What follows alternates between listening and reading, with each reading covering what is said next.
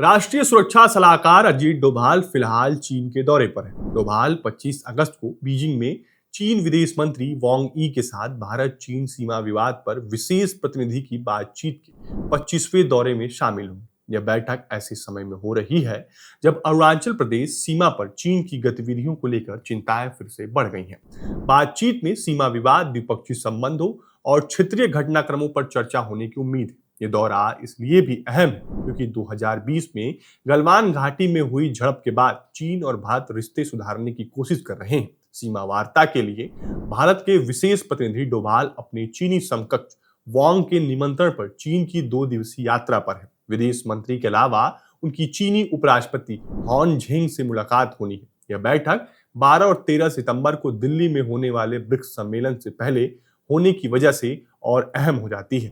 इस सम्मेलन में चीनी राष्ट्रपति शी जिनपिंग के शामिल होने की उम्मीद है। शी दिल्ली आएंगे तो उनकी प्रधानमंत्री नरेंद्र मोदी से मुलाकात हो सकती है। चीन और भारत में पूर्वी लद्दाख में सेनाओं के डिसएंगेजमेंट से वास्तविक नियंत्रण रेखा यानी एलएसी पर सैन्य तनाव कुछ कम हुआ है, लेकिन विवाद अभी सुलझा नहीं है। अरुणाचल इस विवाद के सबसे संवेदनशील हिस्सों में से एक बना हुआ है। इस भारतीय राज्य पर चीन दावा करता है और इसे जांगनान कहता है। सिक्किम और लद्दाख पर भी बात होनी है। हालिया हफ्तों में अरुणाचल प्रदेश के ऊपरी सुबनसिरी क्षेत्र में चीन की बढ़ती सैन्य गतिविधि औशे से जुड़ी रिपोर्ट सामने आई है।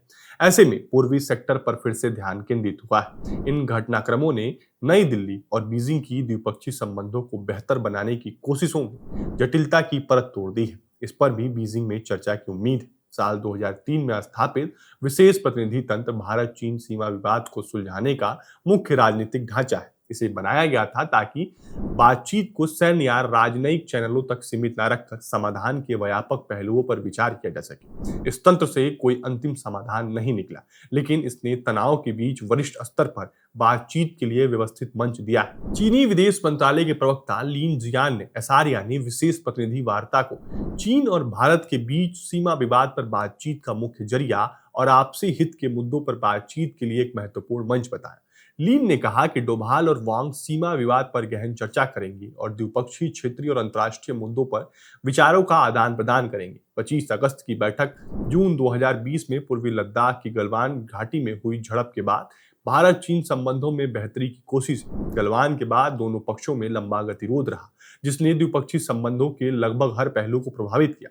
इसमें राजनीतिक जुड़ाव, व्यापार और लोगों के बीच संबंध शामिल है। बीते 2 वर्षों में नई दिल्ली और बीजिंग ने तनाव के मुद्दों को सुलझाने, सैनिकों के बीच टकराव को कम करने की स्थिति को और बिगड़ने से रोकने के लिए सैन्य और राजनयिक चैनलों का उपयोग किया है। सैनिकों की वापसी यानी डिसएंगेजमेंट की प्रक्रिया ने धीरे धीरे संबंधों में सीमित स्थिरता के लिए स्थितियां तैयार की हैं। अजीत डोभाल की यात्रा का समय इसलिए भी महत्वपूर्ण है क्योंकि अगले महीने ब्रिक्स शिखर सम्मेलन के लिए शी जिनपिंग के नई दिल्ली आने की संभावना जताई जा रही है। हालांकि शी जिनपिंग की भागीदारी पर बीजिंग की ओर से अभी कोई आधिकारिक पुष्टि नहीं हुई। शी शिखर सम्मेलन में भाग लेते हैं तो यह मोदी और जिनपिंग के लिए द्विपक्षीय बैठक और पिछली शिखर स्तरीय बातचीत के बाद संबंधों को स्थिर करने की हुई प्रगति का आकलन करने का अवसर मिलेगा। फिलहाल ये इतना ही, और भी ऐसे वीडियो के लिए देखते रहे मजे बट्टू दुनिया। धन्यवाद।